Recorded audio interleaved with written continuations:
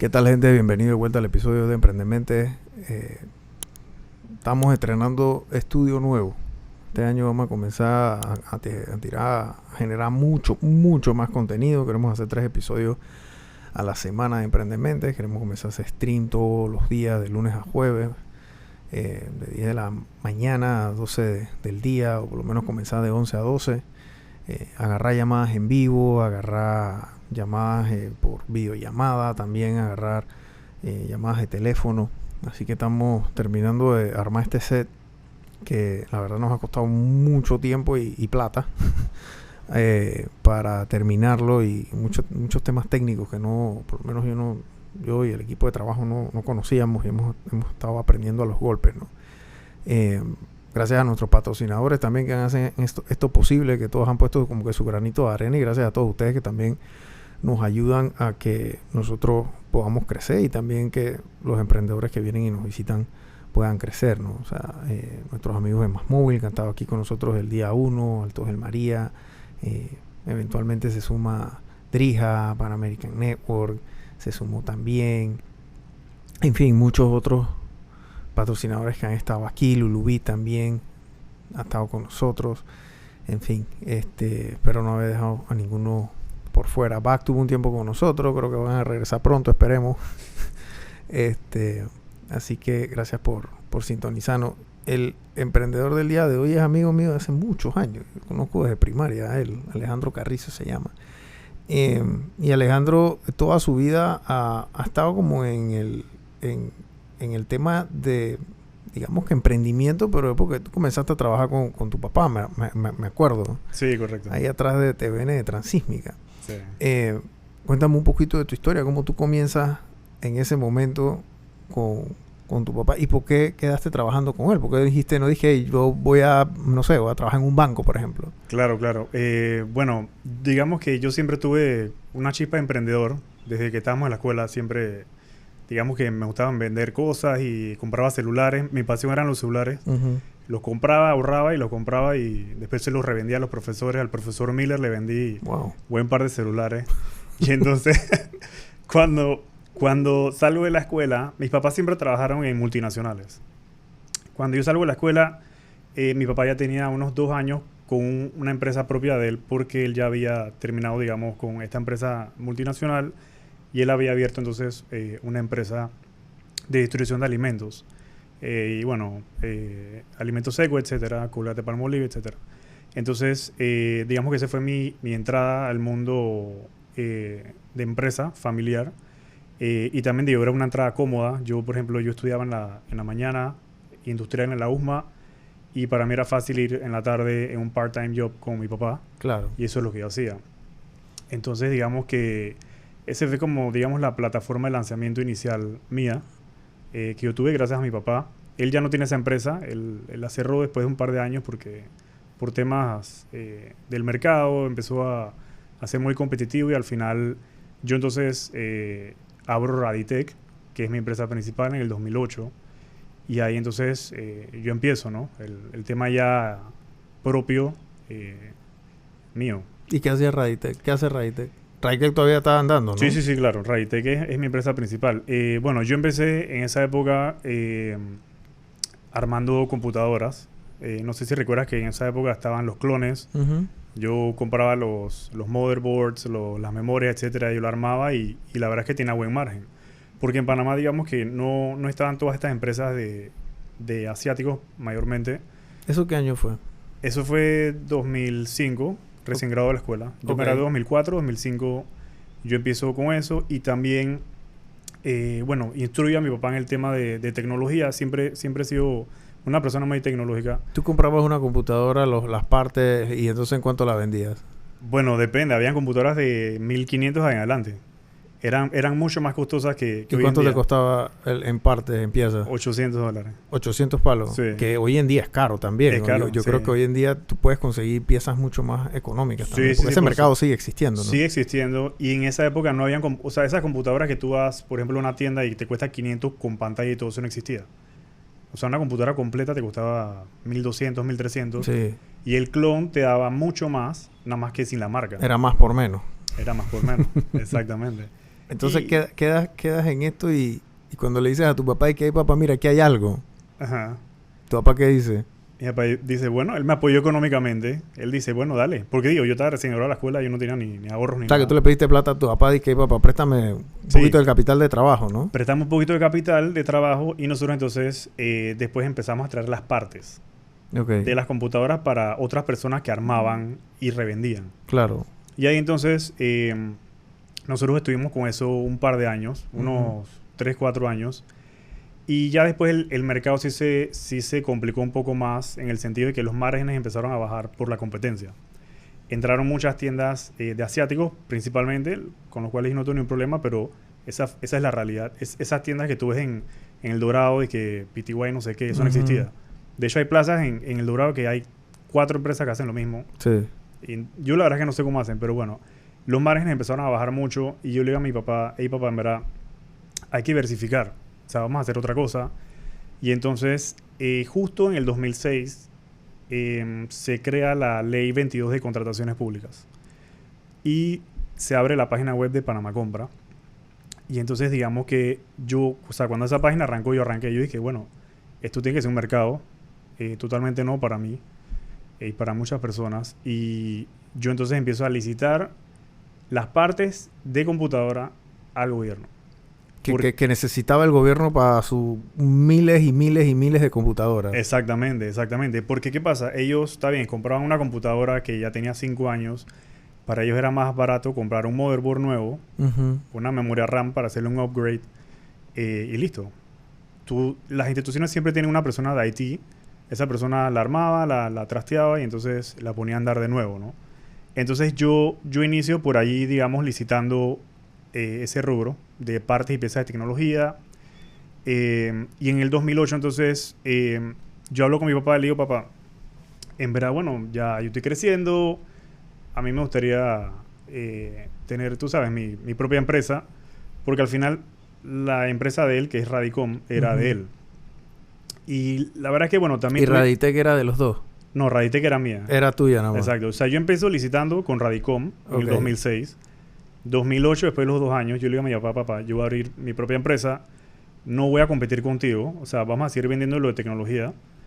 Vamos a hacer negocio. Exacto. No vamos a competir, vamos a hacer negocio. Tú le dijiste a tu papá. Exactamente. A él no le gustó mucho al inicio. Porque estaba perdiendo su colaborador estrella, ¿no? Claro, es que él sí, definitivamente. Pero digo, yo obviamente no iba a dejar a mi padre tirado, obviamente, ni tampoco le iba a ser desleal. Y bueno, yo abro Raditec y en efecto entonces yo abro otro abanico de productos y servicios para el Estado. Siempre en el ámbito de la tecnología, pero distinto a partes y piezas. Por ejemplo, sistemas más sofisticados como GPS. En esa época estaban de moda los GPS, sistemas marinos también, radios, radares también, que en esa época tampoco, digamos que habían tantas empresas que comercializaran eso en Panamá. Y digamos que yo me fui entonces por esa línea. Y Raditec hoy en día es básicamente una empresa que comercializa sistemas especializados. Yo le llamo sistemas especializados porque en realidad yo no te puedo decir que es solamente un producto. Nosotros tenemos sistemas neumáticos de transporte para hospitales. Tenemos también radares, tenemos sistemas de comunicación para aeropuertos.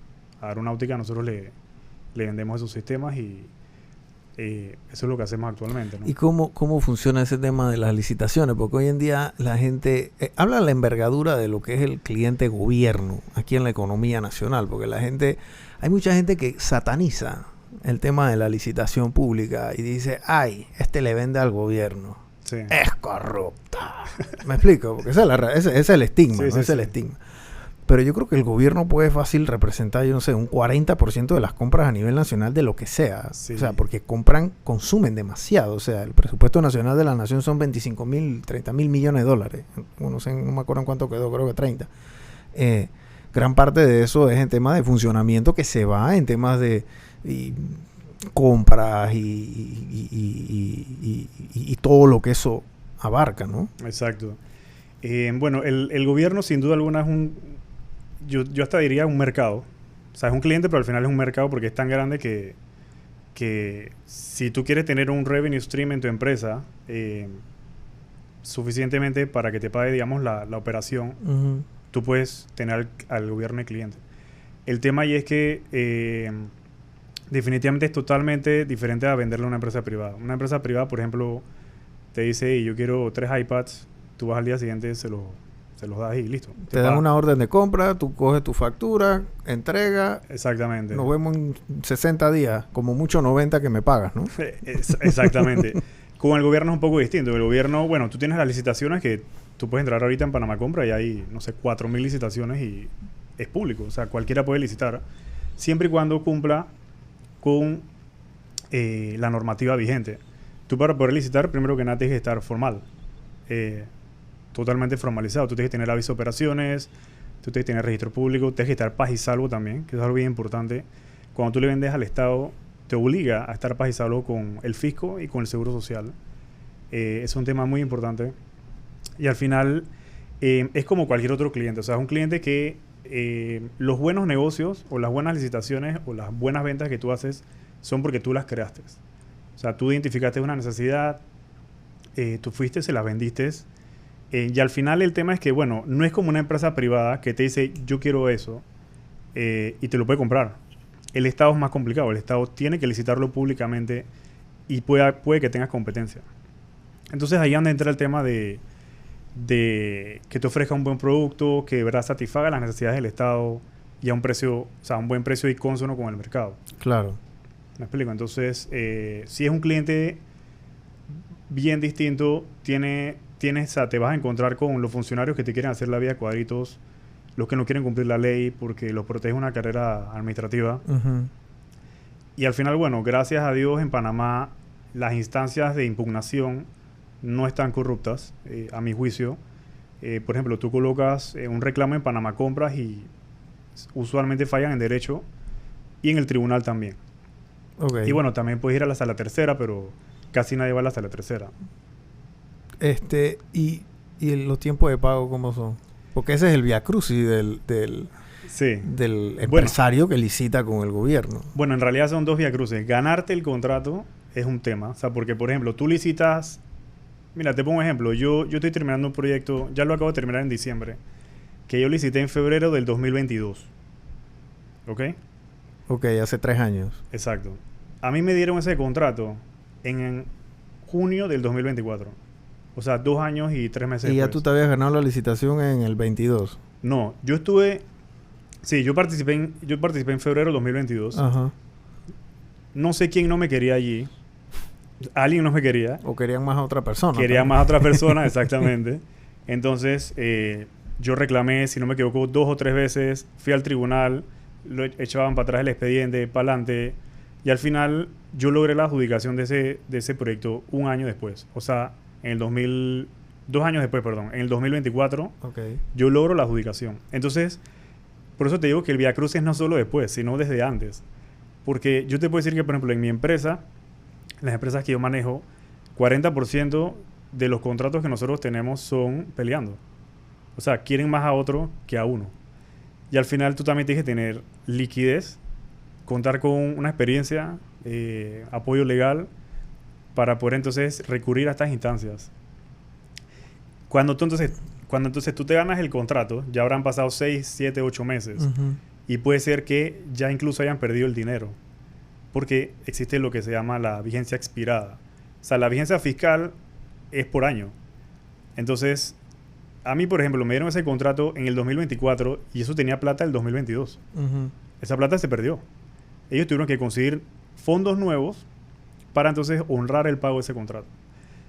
Luego viene entonces el tema de la ejecución. La ejecución con el gobierno tampoco no es como la empresa privada. O sea, por ejemplo, si tú vendes un iPad Air 2, la orden de compra lo dice, y tú, cuando lo vas a comprar a tu proveedor, resulta que ya no existe el 2, existe el 3, que es mejor, pero tu orden de compra dice que es el 2.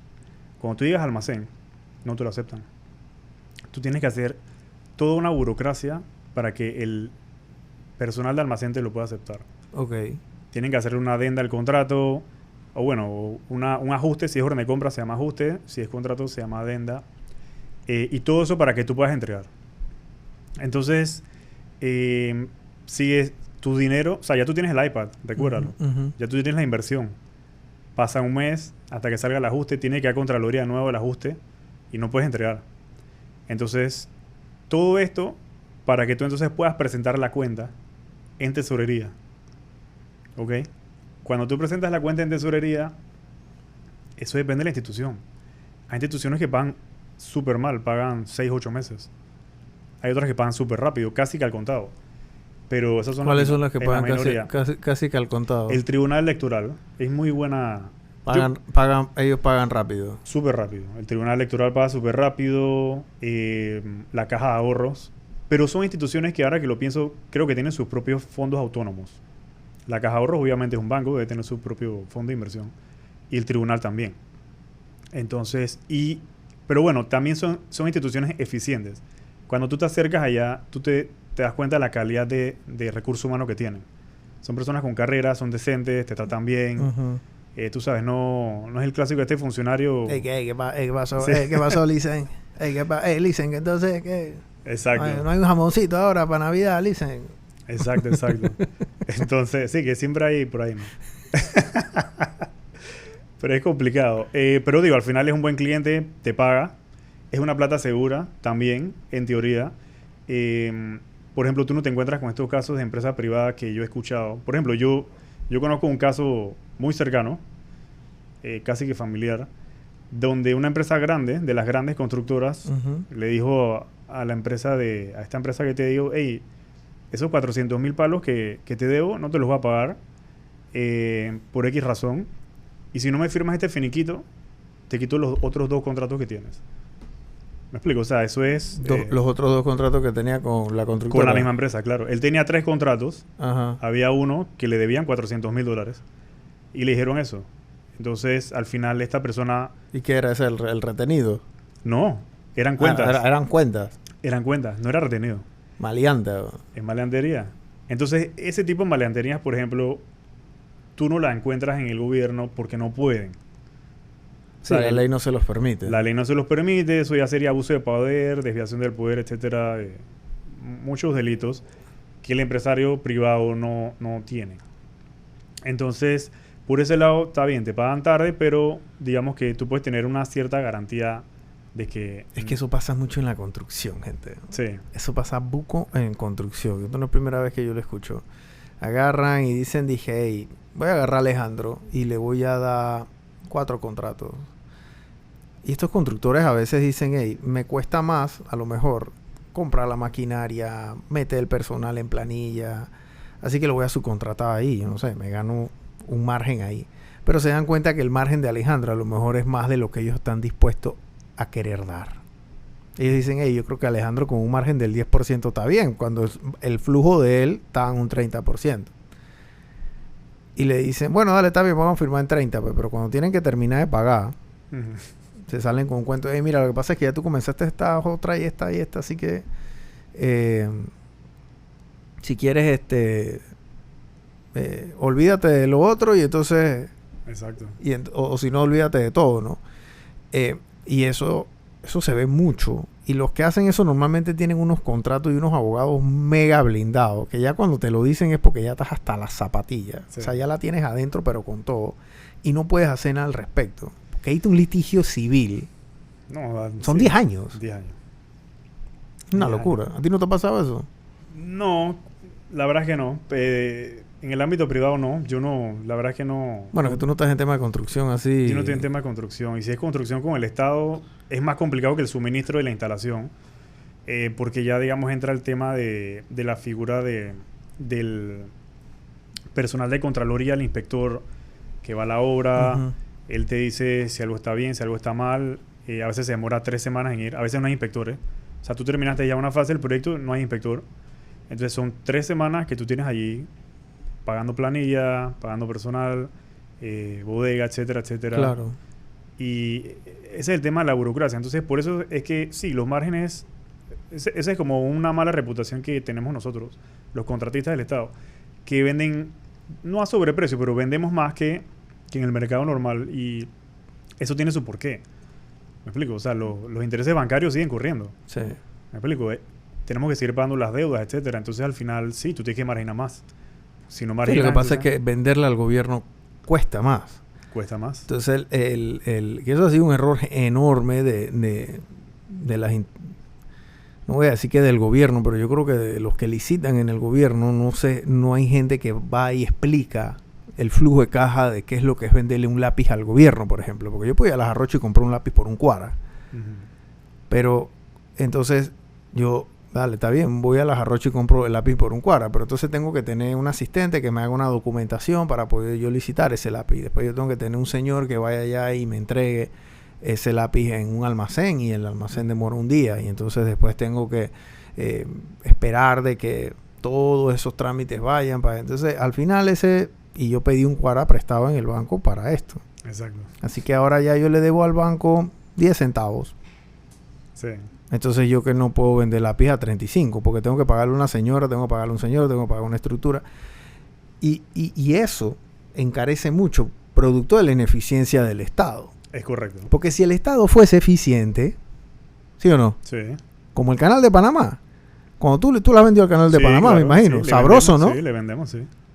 Ey, cuando ustedes le venden al canal de Panamá, ustedes pueden desayunar con ese cheque, porque a los 30 días esa plata está en la cuenta. Sí. Ustedes desayunan con eso. Eso no hay problema. Eso va a estar ahí. Eso es como la Navidad. El 25, ahí está. Entonces, obviamente, que también pasan otras locuras ahí. ¿Por qué? Porque es una carnicería de precio, Sí. que ya llega un punto que ya a veces, yo no sé no es ni factible. A veces me dicen, de que, brother, o sea, yo no sé ni cómo el que ganó hizo plata en esto. Exacto. No, sí. O sea, no hay manera humana que el tipo que se ganó esta licitación se ganó un cuara. Sí, a nosotros nos pasa. Y es como dices, ahí licitar es súper fácil. De hecho, no te piden ningún documento. Usualmente te piden el precio y el data sheet del producto. Y ya. Y ya. Si es algo muy, muy complejo, sí te piden experiencia, cartas de distribuidor, etcétera, etcétera. Pero usualmente no. Y sí, es como tú dices, hay personas que incluso yo pienso que están en actividades ilícitas, ya te imaginarás cuál, porque venden al costo. O sea, hay un producto que... Le sale mejor. Sí, ni siquiera un dealer de Estados Unidos cuesta eso. Entonces al final tú dices, ¿cómo lo hacen? ¿No? Lo otro también es que el canal permite que empresas internacionales liciten. Cosa que en el gobierno se puede, pero es muy complicado. O sea, de hecho casi nunca sucede. Tiene que ser consorcio y tiene que tener una presencia de un socio local. Un socio local es mucho más complicado. Entonces, en el canal tú sí encuentras competidores, a veces el fabricante. Un día yo estaba licitando unos fenders para las esclusas y yo lo coticé con una empresa, un fabricante, y el día del acto el fabricante participa. Entonces... Te tumbó el precio. Me tumbó el precio. Obviamente él vendió al precio que él me estaba vendiendo a mí. Entonces al final es complicado venderle al canal. Es súper más competitivo. Es demasiado más competitivo. Sí. Y digo, eso es verdad. O sea, tú cuando compras algo... Nadie compra huevo para vender huevo. Pero si yo tengo que mover plata... Sí. Sabroso, porque yo digo, hey, ven acá. Yo prefiero perderle 10% al producto que voy a venderle al canal, porque me quedo con 90%. Claro. ¿Me explico? Ni Tony Montana cobra 10% por lavar plata. ¿Me explico? O sea, él cobra más. Cobraba 25 centavos. El banquero cobraba 25 centavos. Sí. Qué locura. Sí. Pero, digo, y estos son suposiciones. Ojo, nosotros no tenemos... No tenemos pruebas pero tampoco podemos dudar de que no hay una explicación sana detrás de esto. Porque el canal como es item por item. Sí. O sea, no es que él te va a dar disque, hey, porque hay clientes que sí, hay clientes que es verdad, hay clientes que tú dices que yo prefiero perderle a este cliente en las papitas fritas, pero yo sé que él me compra 25 hamburguesas y ahí yo, Exacto. usted sabe, ¿no? Tú repones el asunto, pero ya cuando es item por item, brother, es como que, hey, o sea... No, y cuando hay un patrón... Esto es boxeo y es round por round.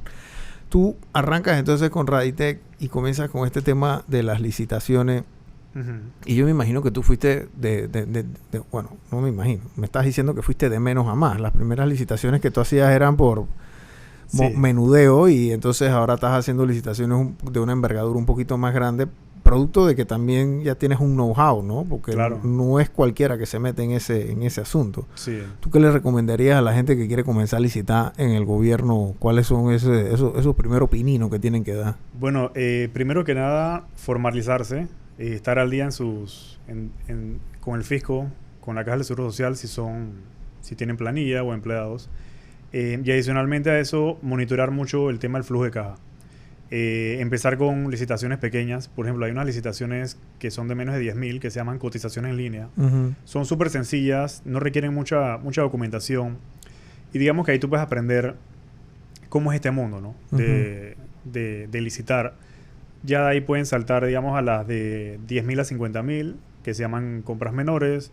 Luego siguen las de arriba de 50,000, que ya se llaman licitaciones públicas. En realidad todas son licitaciones públicas, pero así está, digamos, en la norma. Están divididas en esas categorías. Entonces, bueno, también el tema es que tienes que quedarle bien al Estado. Porque si tú quedas mal, no entregas un producto, te inhabilitan. Y le ha pasado a muchas empresas grandes. Bueno, Cosige quebró, pero Cosige, por ejemplo, para que tengas una idea, está inhabilitada hasta el 2028. Wow. ¿Me explico? Producto de un contrato en lo cual no culminaron y lo inhabilitaron. Entonces, si tú tienes solamente una sociedad que licita, tú tienes que quedar bien. O sea, tú no tienes otro chance. Porque lo que pasa es que cuando tú licitas, está bien, son los documentos legales, paz y salvo, registro público, etcétera. Pero te piden experiencia, te piden carta de referencia de proveedores, carta de historial autorizado.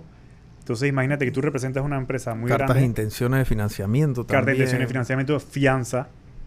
¿Me explico? O sea, ya cuando tú saltas de 10,000 en adelante, ya tú tienes que estar mucho más robusto empresarialmente. Aunque suene poco, en realidad una venta de 20 y pico mil es baja, pero si tú tienes 10 ventas de 20,000, ya tú tienes 200,000 en la calle, o de inversión, etcétera, etcétera, y tú tienes que quedar bien con los bancos, con la aseguradora también. La aseguradora, por ejemplo, las fianzas de propuesta y de cumplimiento, que son un requisito a la emisión de los contratos, no te las dan porque sí. O sea, ya de salida te piden 2 años de estado financiero. ¿Ok? Cualquier financiadora seria, ¿no? Bueno, seria no. Todas te piden eso en realidad. Y si tú no tienes 2 años operando, en realidad tu única opción es poner la plata de garantía. Y al final eso es menos flujo. Sí. Entonces, mi recomendación es esa. Es empezar poco a poco, tú sabes, fortaleciendo las finanzas de la empresa, los estados financieros, tu relación con los bancos también, porque, por ejemplo, los bancos apoyan mucho con el tema del factoring. Los bancos financian contratos estatales y también te lo factorizan. Pero digo... Sale caro, ¿no? Sí, es caro. Sale caro. Es mucho más costoso que un préstamo comercial, pero digamos que es puntual. Y ya cuando a ti te pagan, ahí culmina, digamos, tu obligación con el banco. Pero eso, por ejemplo, también los bancos miran cuál es tu track record. O sea, cuántas licitaciones has tenido bien hechas, qué productos estás, qué proyecto has culminado bien. Por ejemplo, muchas veces, si tú te quieres, digamos que tú vendes iPads, para poner un ejemplo sencillo, y tú un día quieres licitar construcción, no te dan la fianza. Porque ellos dicen, Alejandro, ¿cuándo te has construido? ¿Me explico? Sí. Entonces, ese es un tema también. Tú tienes que enfocarte en un rubro específico. Tú no puedes entrar a licitar cualquier cosa porque al final no se ve serio. Sí, para ver a qué le pego, ¿no? Exacto. Digo, lo puedes hacer. En las de menos de 10,000 hay gente que en realidad se dedica a eso. O sea, tú los ves licitando un globo, una tolda de campaña y de lana, unas plumas o, no sé, unos pines o lo que sea. Claro, porque ellos están buscando el volumen, ¿no? Sí, ellos están buscando el volumen y cosas fáciles. Digo, obviamente menos de 10,000 es mucho más competitivo. Sí. O sea, tú te encuentras 10 competidores. Wow. En un acto. O sea, es súper más competitivo. Por ejemplo, en los que yo participo somos 2 o 3. Son temas más especializados, ¿no? Así que ese sería mi consejo para los que quieran iniciar en este tema, ¿no? También aliarse con un abogado que sepa de contrataciones, que de hecho no hay muchos. Y por esa razón yo me animé a estudiar Derecho. Ya terminé, de hecho. ¿Tú estudiaste Derecho ahora? Sí. ¿Te metiste a Derecho? Sí. Bueno, a raíz de todo esto. ¿Para ahorrarte el abogado? Claro. Bueno, su pobre abogado. Ahí en la máquina. Brian, lo que pasa es que... le van a tumbar el negocio a los dos. Alejandro ve y dice que, mira, aquí en Panamá hay 3 abogados que saben de contrataciones públicas. Y yo soy buco, así que voy a estudiar Derecho, va a ser el 4º. Sí. Sí. Fue así. Lo que pasa es que, mira, este es un mundo que tú tienes que saber la ley al pie de la letra. Sí. O sea, siempre hay un funcionario Que te la cree que quiere hacer sabe. dura. Sí. Tú tienes que tener el sustento. Me explico. Tú le llamas, no, papá, es que el artículo 55 dice que tú lo tienes que publicar en 3 horas. No sé, un ejemplo. Y él se da cuenta que tú eres una persona que sabe. Tú no eres un contratista y X. Y entonces, o sea, yo vivo y sudo la ley de contrataciones. Ese es mi Biblia.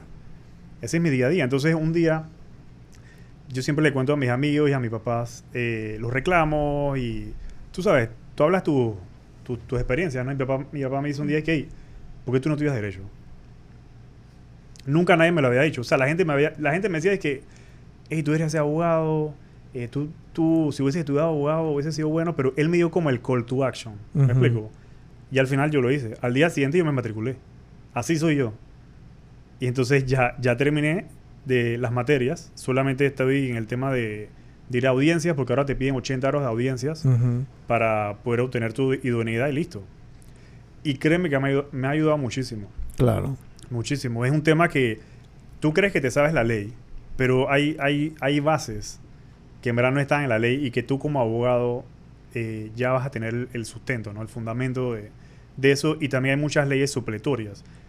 Tú tienes, por ejemplo, la ley 38 del 2000, que es de procedimiento administrativo, que es una ley supletoria a la ley 22. También tienes el Código Penal, el Código Procesal Civil, etcétera, etcétera. La ley de 22 de contrataciones públicas es del año ¿qué? 2006. 2006. Pero fue modificada en el 2020 por la ley 153 y también por otros decretos. El decreto 439, que es el vigente. Y entonces siempre la actualizan. Yo tengo entendido que el presidente actual la quiere como actualizar. Y me parece bien. Todos los presidentes vienen y quieren actualizarla, ¿no? O sea, cuando la hicieron y después vino Nito y la actualizó. Y entonces como que van, en teoría, el tema de perfeccionándola, ¿no? Sí. Pero sí, hay muchos huecos dentro de esa ley, porque por lo menos una de las cosas, yo no sé si la han cambiado, pero ponte que tú te inhabilitan. Inhabilitan a Emprendementes S.A. Y entonces vengo yo y dije, ya la máquina me inhabilitaron. Y voy a abrir Emprendementex con X S.A. Y entonces dice el Estado, perfecto, sigamos licitando. Entonces, o sea, esa clase de cosas. Antes se podía. Antes se podía, ya no. No. Con la reforma en la ley. ¿Por qué ya no se puede? Porque los dignatarios que digo, tú puedes crear una sociedad anónima en la que tú no aparezcas. Pero la ley vigente dice que ni los dignatarios pueden ser parte de nuevas juntas directivas de empresas que liciten. O sea, cuando te inhabilitan... Y el beneficiario final, es que eso no lo modifica. Eso todavía no lo han modificado. Es que es ahí donde está la cosa, porque entonces, o sea, el beneficiario echa la ley, echa la trampa. Digo. Exacto. Porque yo puedo cambiar la junta directiva.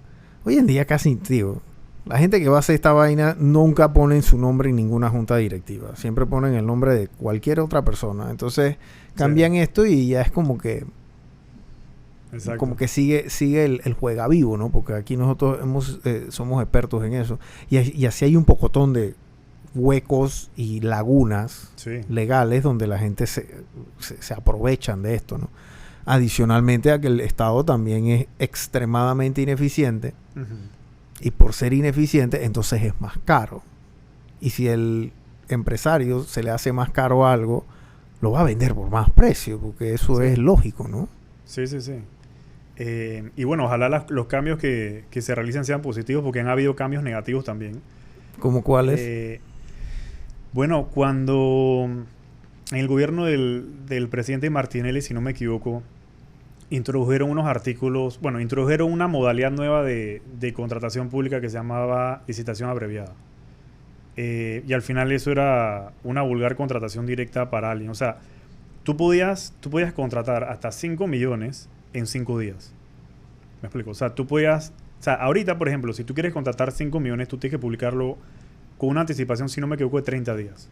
O sea, es un tiempo prudente para que tú puedas preparar tu propuesta, traer documentos. Y está medio apretado, pero... Sí, está apretado. y también... Pero 5 días sí es una barbarie. Es una locura. También ahora existe la reunión de homologación obligatoria. O sea, si tú quieres licitar un acto público de ese monto, tú tienes que obligatoriamente hacer una reunión de homologación. Que antes con ¿Qué es la reunión de homologación? Bueno, la reunión de homologación es básicamente una reunión donde los interesados o los posibles proponentes ofertantes participan, discuten con la institución, homologan los términos del pliego. Entonces, esa es tu oportunidad, digamos, para alzar tu voz y decir, por ejemplo, y ven acá, eso que está ahí descrito en la especificación técnica es una Toyota Hilux y yo vendo Isuzu D-Max. ¿Me explico? Entonces, tú expones eso de manera pública y ya, digamos que tú le haces la situación un poco más compleja al funcionario, porque lo que pasa es que muchas veces pasa que el funcionario cree que le puede comprar lo que le da la gana. O sea, me explico, él piensa que esa es su plata y al final esa es plata de todos nosotros y se desenfocan de lo sustancial.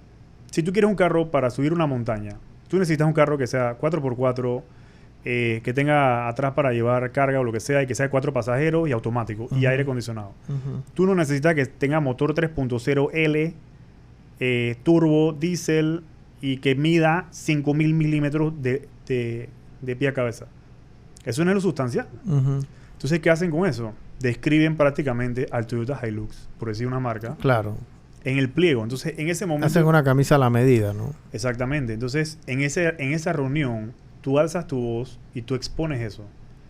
Y eso entonces te da pie a que tú luego puedas reclamar ante Panamá Compras, que gracias a Dios, como te dije, Panamá Compras es bastante estricto con ese tipo de pliegos, digamos, muy cerrados. Así que es una reunión muy importante y solamente se dan actos arriba de $175,000. Ok. En los que abajo de ese monto no hay reunión de homologación. Digo, tú puedes solicitar una, pero no existe obligación del Estado a hacerla. Así que sí es muy importante que participes en esa. ¿Y qué otra? Miren, habían el tema del anticipo también. El tema del anticipo fue una locura. El tema del anticipo, básicamente, ahí, digo, yo no es que no tenga nada en contra del anticipo. Pero ¿qué es lo que pasa? Yo creo que se abusó en ciertas administraciones del tema del anticipo, porque el anticipo, que era lo que te daba, era prácticamente un contrato para tú imprimir plata. Sí. O sea, tú firmabas un contrato y te daban un anticipo del 50%, 40%.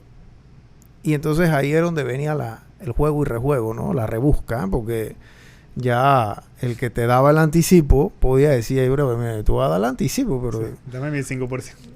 Yo quiero mojarme un poquito la boca, ¿me explico? Sí. ¿Me explico? Entonces, en ese juego vivo, ojo, hay cosas que sí se necesitan un anticipo. Sí.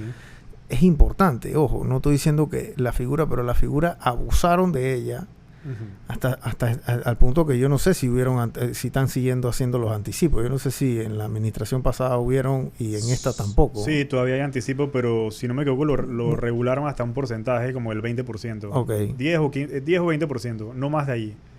Y digamos que sí, ese es el fondo que tú utilizas para arrancar el proyecto. En realidad, y al final tú también tienes que presentar una fianza de anticipo, que es una fianza distinta a la que ya presentaste. O sea, ya en ese momento ya tú presentaste 3 fianzas: de propuesta, de cumplimiento y de anticipo. Entonces, al final, si tú quedas mal, la fianzadora sí va a terminar el proyecto, se lo subroga a alguna empresa, pero a ti te van a ejecutar lo que tengas, cuentas bancarias, tu fianza personal, si fuiste fiador solidario, a título personal, etcétera, ¿no? Entonces, sí es un negocio serio, y hay que tomarse... Sí, las consecuencias de licitar con el Estado y no cumplir son monumentales. Sí. Y ponte que el Estado dice, dale, está bien, pues me hiciste mi fianza y yo te voy a ejecutar la fianza. Y digamos que eso es, ya con el Estado dice, chao. Pero entonces ahora tienes una aseguradora que te va a corretear el resto de tu vida. Sí. Legalmente, no voy a decir físicamente, pero de seguro en el teléfono no te van a parar de llamar. Entonces te pintan y te ponen un tatuaje en la cara que dice, le ejecutamos la fianza. O sea, ya a ti no te prestan ni el baño en un banco, más nunca. Sí. Es muy complicado. No, y tu nombre, tu nombre también. Porque tú puedes, es como tú dices, tú puedes abrir otra sociedad, pero queda tu reputación. Sí. Me explico. Y Panamá es muy chiquito. O sea, todo el mundo sabe que ese man es el amigo de Alejandro. Estoy seguro que el man está licitando con él. No le va a dar la fianza. ¿Me explico? O sea, se sabe. Entonces, al final es un es un negocio bonito. Puede ser digamos, un revenue stream permanente para cualquier empresa, pero yo sí recomiendo, por ejemplo, que también tengas clientes privados. Te pongo el ejemplo de la Casa de las Baterías. La Casa de las Baterías vende muchas baterías al Estado. Al Senan, que tienen lanchas, a los bomberos, etcétera, etcétera, ambulancias. Pero digo, ellos también tienen sus clientes privados. Su línea privada. Su línea privada, y si tú lo haces legit, o sea, si tú haces tu negocio legit, tú no tienes ningún problema. O sea, yo te puedo decir, yo tengo 20 años licitando y tú nunca has visto mi nombre en ningún escándalo porque yo no he estado... Y los funcionarios no vienen y te piden, hey, Licen, hey, algo para la soda, no sé qué, o, hey, Licen, bueno, o sea... La mayoría no, la verdad es que no, pero creo que también eso ha sido ganado. O sea, yo siempre he puesto mi... Ellos saben a dónde ir a pescar. Claro, sí, es así. Es como, tú sabes, es así, es tu reputación. Ellos saben que yo soy un man serio y que al final tú no me vas a estar pidiendo esa cosa. Claro. Y aparte que eso es como tener un jefe que no hace nada. Me explico, al final, ¿por qué exactamente yo le tengo que dar algo? O sea, al final, yo estoy satisfaciendo las necesidades del Estado al menor coste. O sea, tú, básicamente, por hacer tu trabajo te estás ganando algo, ¿no? Eso no... Sí, yo no sé. Aquí el tema de las licitaciones debiese ser algo, obviamente, mucho más transparente. Digo, es transparente, pero debería ser más fácil poder buscar y poder ver. Y porque la página de Panamá Compras no es tan friendly. O sea, es un poco intimidante cuando tú entras ahí, no sabes cómo meterte. En fin, ¿no? O sea, nosotros nunca hemos licitado. Yo nunca he licitado en ningún acto de nada. Claro. Pero el día a día de eso no es fácil. Y lo otro es, como lo repito, es el tema de la ineficiencia también, ¿no? Que encarece mucho el producto. El flujo de caja de una empresa que licita con el Estado básicamente es, ok, tengo que incurrir en tratar de ganarme la licitación. Ya una vez salga el tema de lo que es la adjudicación, ¿no? Ya tú dices y que ya me la adjudicaron. También hay un tema de la partida, que en efecto la plata exista. Sí. Porque esa es otra. Los ministerios y los ministros y toda la estructura comienzan a licitar, pero no necesariamente tienen la plata para pagar al momento de que se entregue esa licitación. Exacto. Entonces, eso es otra cosa. Tú tienes que ver para ver si eso existe, si esa partida en el presupuesto existe.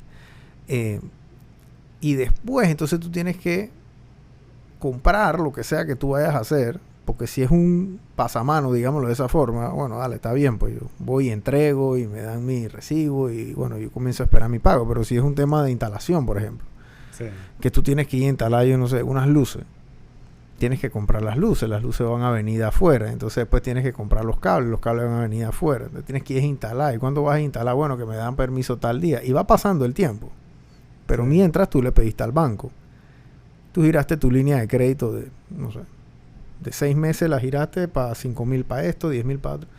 Y en teoría el gobierno te va a pagar a los 6 meses, después de todas estas cosas, porque tú hiciste tu flujo de caja.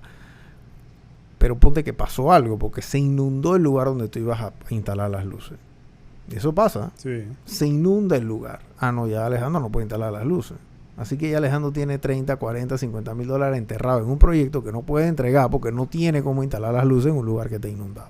Sí. Y pasa el año. Eso pasa, gente. Tú no tienes...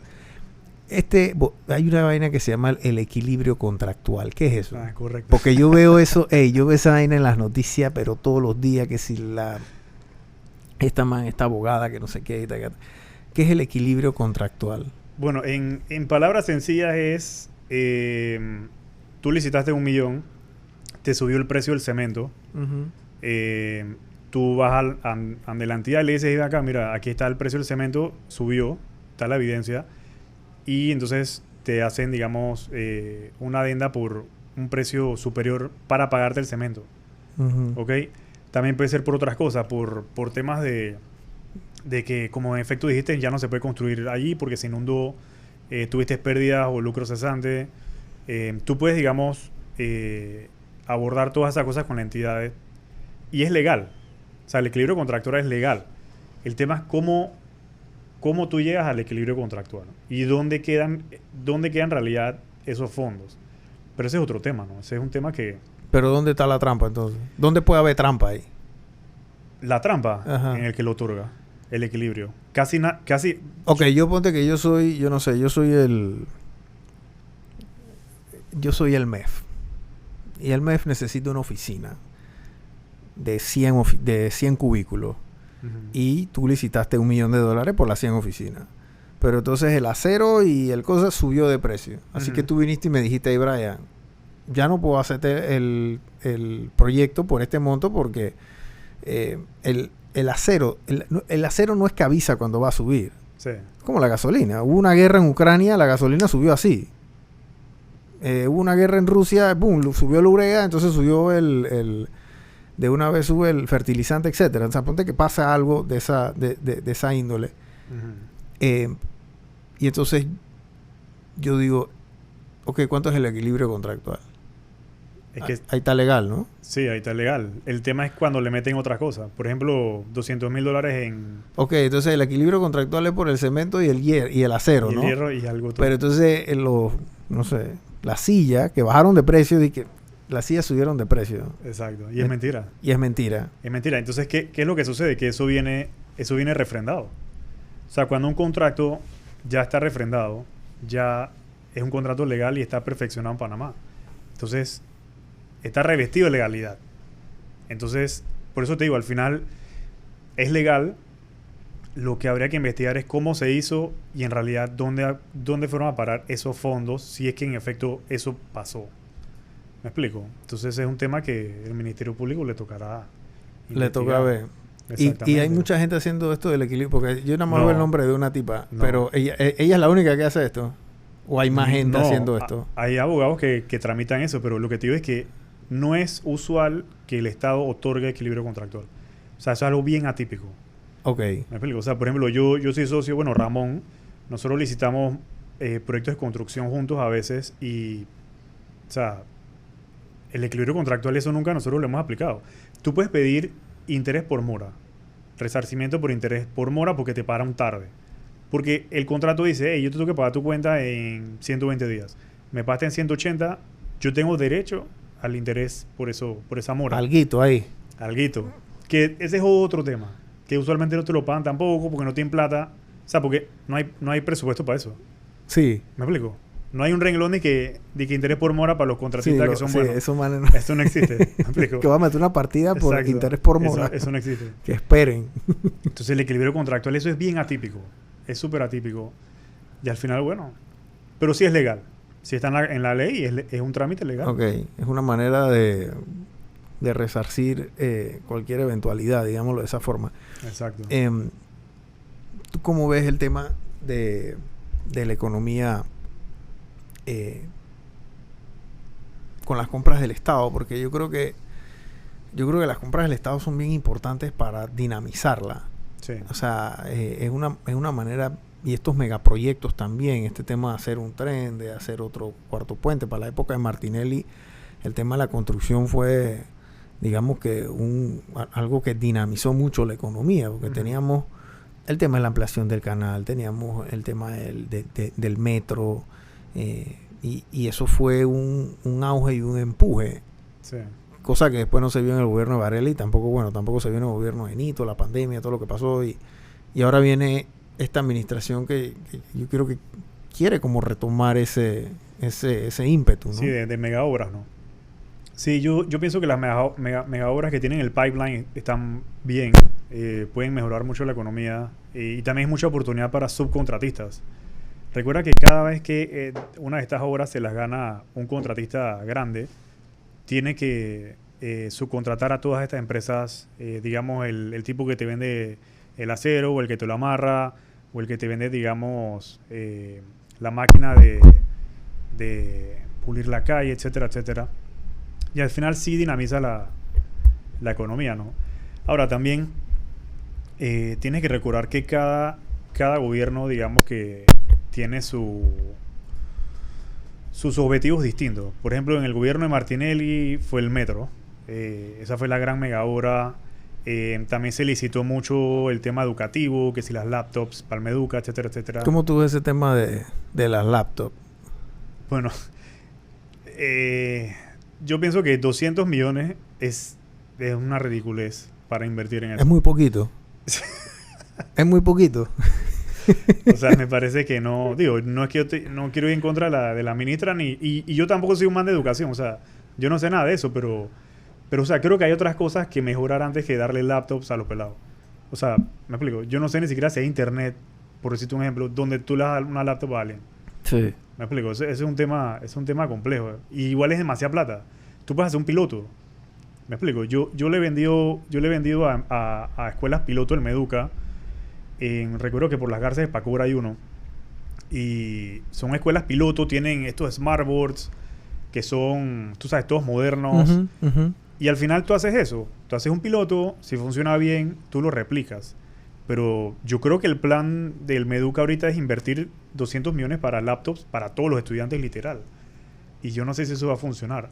También está el tema del change management. O sea, tú le tienes que enseñar al maestro a que le enseñe a los niños a usar la laptop. Ese es otro tema. ¿Me explico? O sea, ese es otro tema. Sí, yo no estoy... Miren, yo estoy de acuerdo con el tema de la tecnología y todo esto, pero yo no estoy de acuerdo con el tema de las... Sí, Yo no estoy de acuerdo con el tema de las laptops porque yo siento que si eso es una inversión de un solo año, como que no, porque una laptop en un año, 2 años ya es prácticamente inútil, especialmente Exacto. estas que están comprando que son tan baratas, ¿no? Sí, son súper baratas. No es que están comprando Macs, no están comprando unas MacBook, dije, bueno, es que esa vaina es un hierro y eso te va a durar toda la vida. Que ahí está el tema del TCO, del Total Cost of Ownership. O sea, el Total Cost of Ownership de esas laptops baratas es altísimo. Porque tú las vas a tener que cambiar en 2 años, 2, 3 años.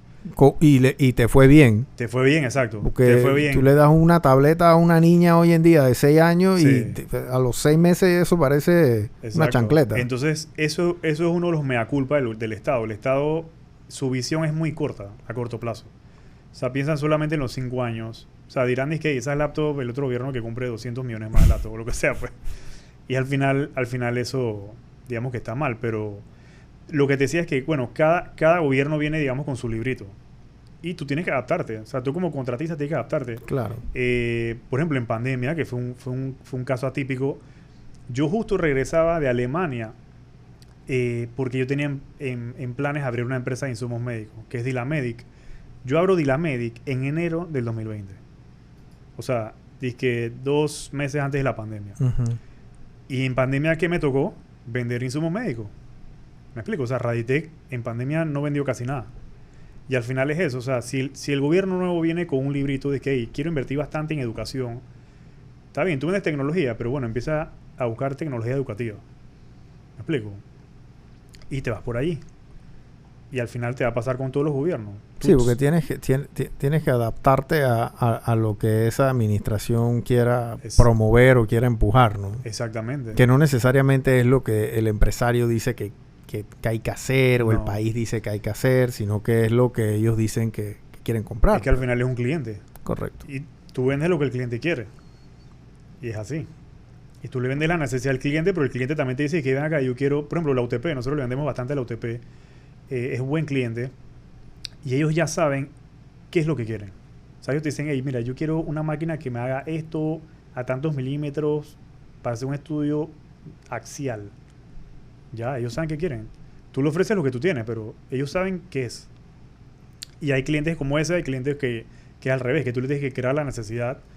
Pero bueno, esa es la gestión de venta, ¿no? Sí. Esa es la gestión de venta. También tienes los productos que siempre compran, aire acondicionado. Me explico, el aire siempre se daña y aquí en Panamá no le dan mantenimiento. Ellos no le dan mantenimiento, los ministerios eso no le dan mantenimiento a sus equipos, muy, a los aires por lo menos. Muy pocos ministerios. Entonces tú te encuentras con aires que tienen 2 años y... o sea, que ellos compran un aire, no sé, en $300, $400, lo usan hasta que explota. No más, sí. Y después se daña. Y después compran otro porque no... O sea, dice que arreglarlo cuesta lo mismo que un aire nuevo. Exacto. Que eso sucede igual con los carros, por ejemplo. Por eso es que es mejor alquilar carros en el Estado. Sí, para mí sí. Yo siempre digo eso. Es mejor alquilar carros en el Estado. Sí. Eso matemáticamente es lo que es. Porque si tú no alquilas si tú tuvieses que comprar los carros, el funcionario usa el carro, no le hace el cambio de aceite, no sé qué, o sea, lo desbaratan. Por eso es que hay deshuesaderos de puros carros con franja amarilla, pero es producto de eso, ¿no? Sí, hay producto de eso. Y bueno, también, por ejemplo, hay, digamos, proyectos puntuales. Por ejemplo, en el gobierno de Varela, recuerdo que fue la JMJ en el 2019. Uh-huh. Yo licité ese proyecto. Nosotros también hacemos, bueno, yo hago, digamos, consorcios con empresas que me buscan para, digamos, aportar el tema de la expertise. A veces también entro como socio capitalista. Y en ese caso, por ejemplo, a mí me llamó una muchacha y me dice, oye, mira, a mí me dieron tu contacto que tú eres el man de las licitaciones, que tú licitas. Yo dije, bueno, sí. Dije, bueno, yo te quiero hablar de un proyecto. Y ella me presenta, por ejemplo, el proyecto de la JMJ. Al final licitamos, no ganamos por... Si tú me preguntas a mí, fue porque no éramos los favoritos. Se lo ganó el otro consorcio. Pero ¿y qué tenían que hacer? La JMJ entera. O sea, eso era un contrato de 11 millones. Okay. De 12 millones. O sea, era toda la JMJ. Y que la tarima, todo, los hoteles. ¿Y quién se lo ganó? Festi-Eventos. Festi-Eventos y Magic Dreams.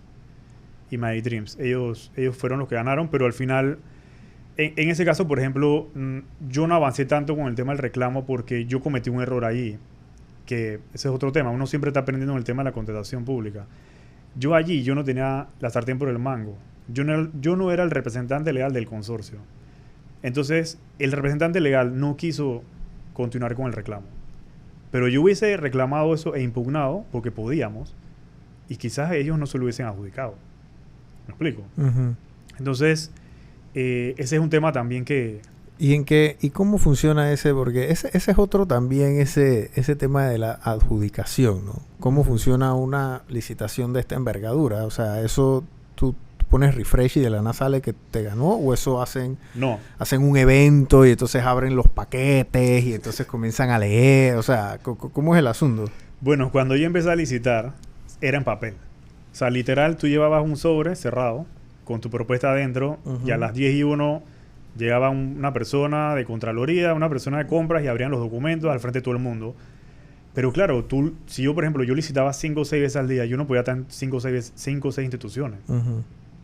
Entonces, ya después lo volvieron electrónica. Ya tu propuesta es electrónica y simplemente lo que sucede es que el cierre de propuestas a las 10. A las 10:01, tú ves las propuestas de todo el mundo. O sea, tú desde ese momento tú puedes fiscalizar. O sea, todo lo que los demás entregaron. Todos los documentos, que eso para mí fue... O sea, yo que soy un man tecnológico, yo dije que esto fue brutal. Excelente. Excelente. Voy a impugnar a todos. Voy a impugnar a todos a la vez. Que bueno, al final, es lo que te digo. O sea, casi la mitad de los contratos que nosotros nos adjudicamos es peleando. Y el de la JMJ, háblame de ese, porque esa historia es buena. Entonces, de la JMJ no fue en papel, se fue electrónico. No, sí fue en papel. Ese sí fue en papel. En el 2019 todavía era en papel. Las que llevaban fianza. Porque la fianza de propuesta era física. Ahora la APADEA, creo que se llama la Asociación de Empresas de Agencias de Seguros, uh-huh, tienen como un sistema electrónico que tú metes el código de la fianza y te aparece si está válida o no. Okay. Entonces, en esa época no. Así que fue allá en la presidencia, me acuerdo clarito. Fuimos a apertura de sobre y todo. Y ya te digo, nosotros ganamos. O sea, nosotros presentamos la experiencia. Nosotros teníamos el menor precio. Pero ¿qué sucede después? Eso va a una comisión verificadora. Y usualmente, ahí es donde está el chanchullo. En la comisión verificadora. Claro, porque la persona de compras es como el facilitador inicial. Uh-huh. Pero él en contratos grandes, él no está tan metido porque él ahí no tiene ni voz ni voto. El contrato grande lo maneja alguien grande, con poder, uh-huh, usualmente. Entonces, eso va a la comisión verificadora. La comisión verificadora dice, no, ustedes no cumplen por esto. Ellos ganan. Y de allí, entonces empiezan... ¿Y por qué no cumplían ustedes? No recuerdo. Pero era por una... O sea, era una pendejada. Pues. Era una pendejada que era bullshit. O sea, al final, eso pasa mucho. La comisión dice que tú no cumples por algo y al final... No le pusiste la tilde a Panamá. Exacto. Estás para afuera. Exacto. Entonces, en esa época, los comisionados eran de a dedo. Que esa es otra cosa que cambió la ley en el 2020. Ahora es random.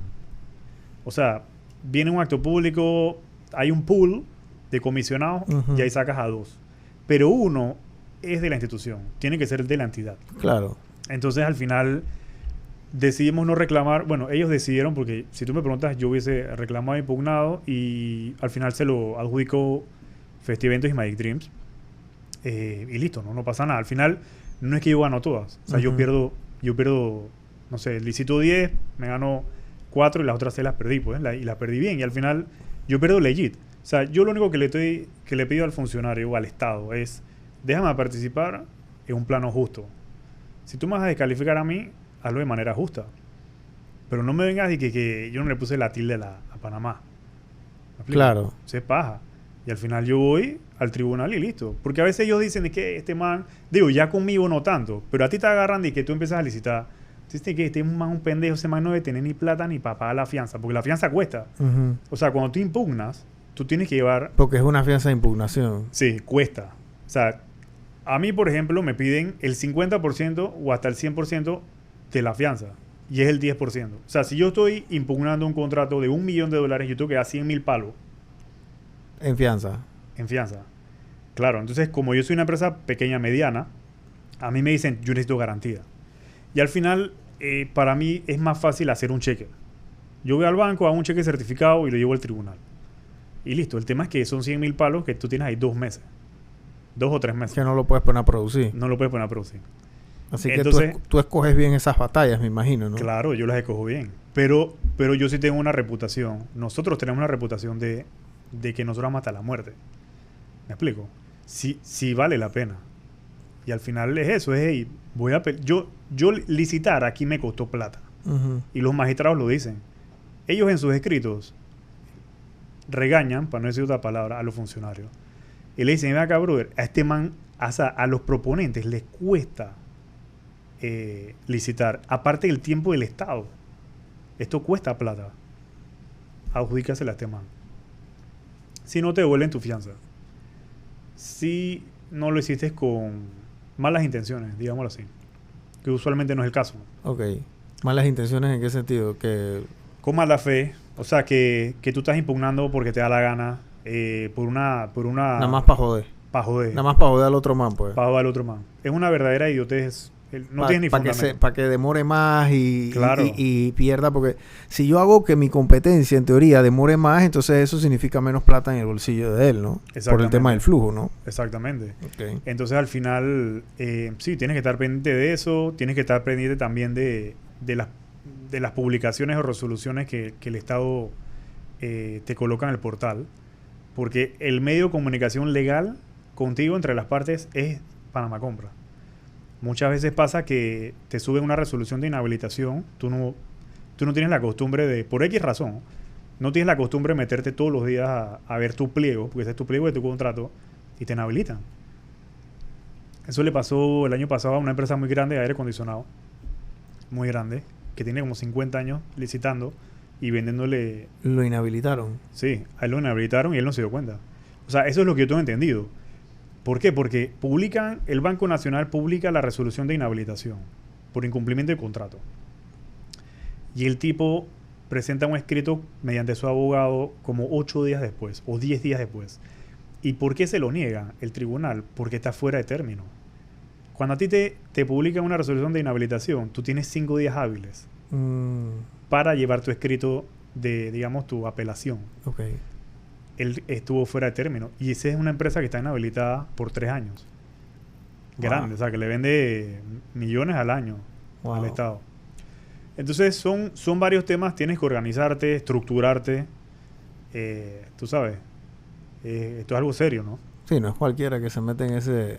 Sí, la gente que se mete en licitaciones públicas eso tiene su nicho también. No son muchos los que andan como Alejandro por ahí. O sea, no. Otro amigo, bueno, Ramón también, un amigo mío, sí, amigo de nosotros, Ramón Colina, él también anda en ese tema de las licitaciones hace muchos años.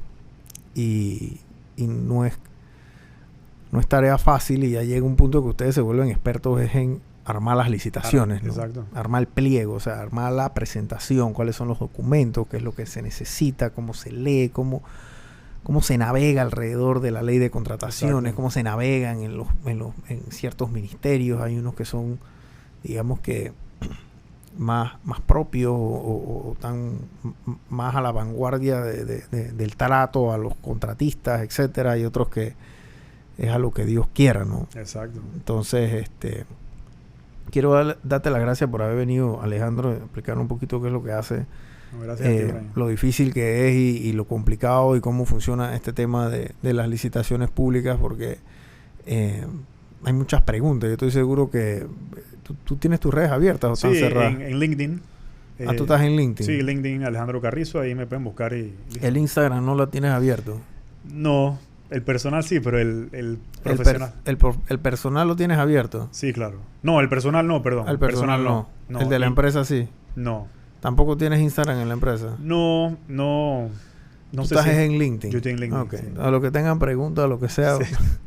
vayan allá a LinkedIn y entonces le preguntan a él y la red personal de Alejandro no... él no está abierto, ¿no? Entonces, pero bueno, gracias por haber venido. Sigan a Alejandro en las redes de LinkedIn, ahí se los vamos a colocar. Normalmente nosotros hacemos